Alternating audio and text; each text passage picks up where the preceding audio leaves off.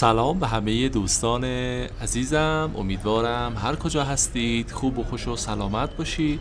عزیزان، امروز رفتیم یکی از بازارهای سنتی و قدیمی شهر زیبای ارومیه به اتفاق بریم ببینیم این بازار قدیمی و سنتی ارومیه رو.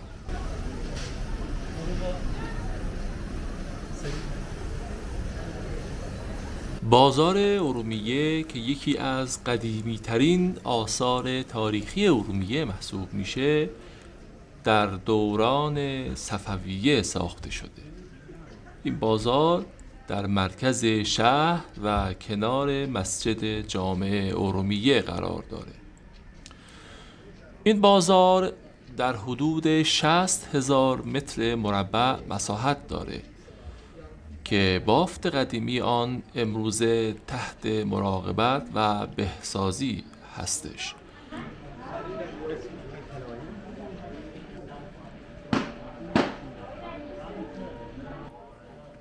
بازار ارومیه یا همون بازار سنتی و قدیمی ارومیه در بافت قدیمی شهر ارومیه ما بین خیابان امام و خیابان بعثت قرار داره.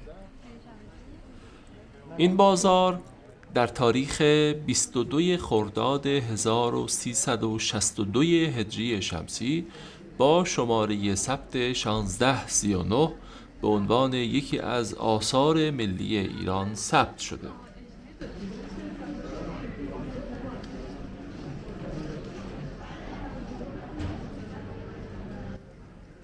این بازار حدود 1000 مغازه با کارکردهای مختلف و متنوع، 7 تیمچه و سرای نسبتاً بزرگ، 5 حمام قدیمی و یک باب مسجد معروف به مسجد جامع رو در خود جای داده. سبک معماری این بازار ایرانی اسلامی است که ضمن تلفیق با ریزه‌کاری و سلیقه آذری فرهنگ اصیل مردم شهر رو نمایش میده.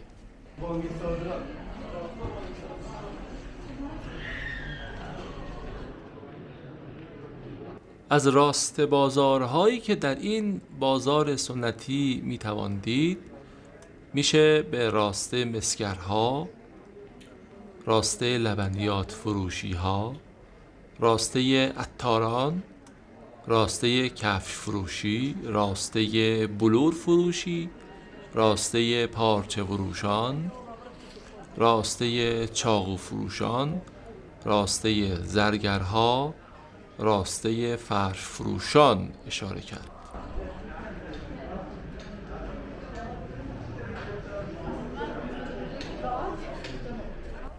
با توجه به اینکه مراکز خرید بسیاری در ارومیه مشغول به فعالیت هستند، هنوز بیشتر افراد بازار ارومیه را برای خرید انتخاب می‌کنند که با معماری ساده ارزش‌های تاریخی، معنوی و فرهنگی ارومیه را به نمایش می‌ذاره.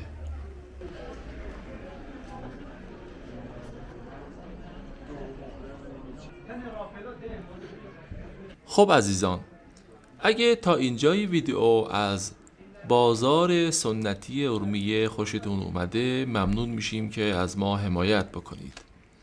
لایک و سابسکرایب فراموش نشه.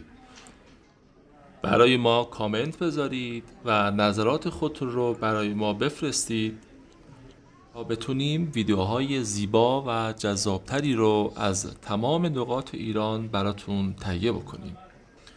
به امید سلامتی و روزهای زیبا و قشنگی که در انتظارمون هست.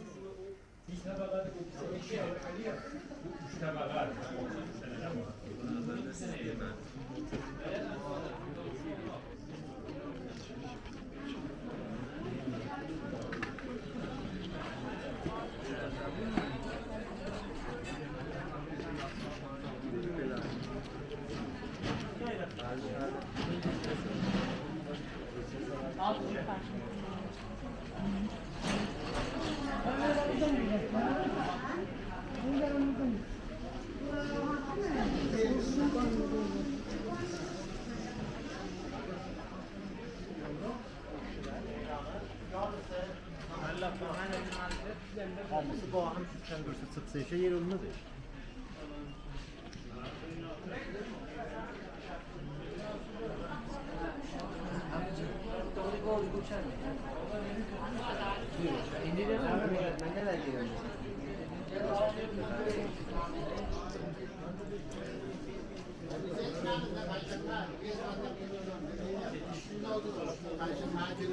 Sübhane yaptı yerde sağlıksız. Allah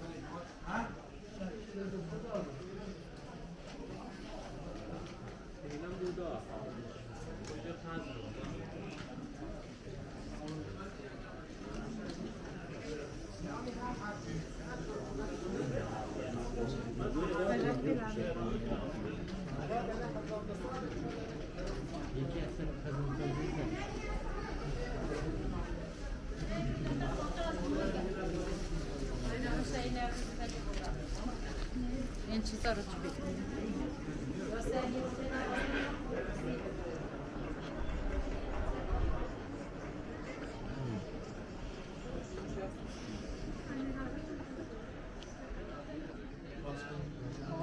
Pazarda.